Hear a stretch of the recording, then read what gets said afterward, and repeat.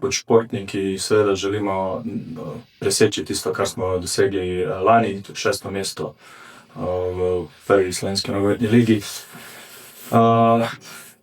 Trudili se bomo sigurno, da to dosežemo, oziroma presežemo, če bomo pa vsaj dosegli, pa sigurno bomo zadovoljni.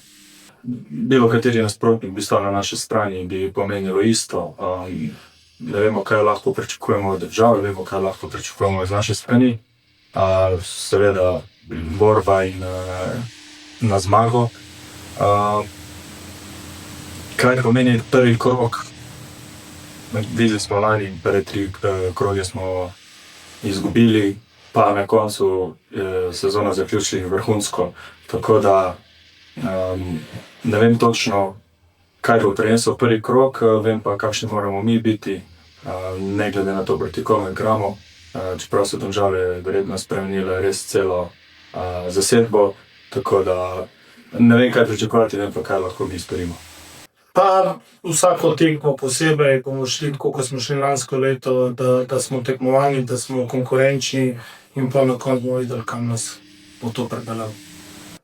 Prvi krog nam prinaša tekma z Domžalami, zelo pomembna tekma, prva tekma, tako kot za njih, tako kot za nas, za vsakega.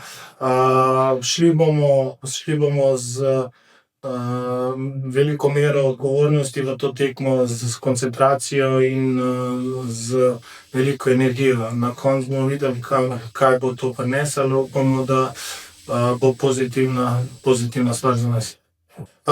Za novo sezono je bilo nekaj odhodov, tudi prihodov. Pripravili smo 6 novih igralcev, okostje je ostalo, tako da mislim, da kar se tiče tega prilagajanja na novo selino, ti novi fantje ne bojo imeli nekih velikih problemov, kajti osnova, kakor sem rekel, smo zadržali.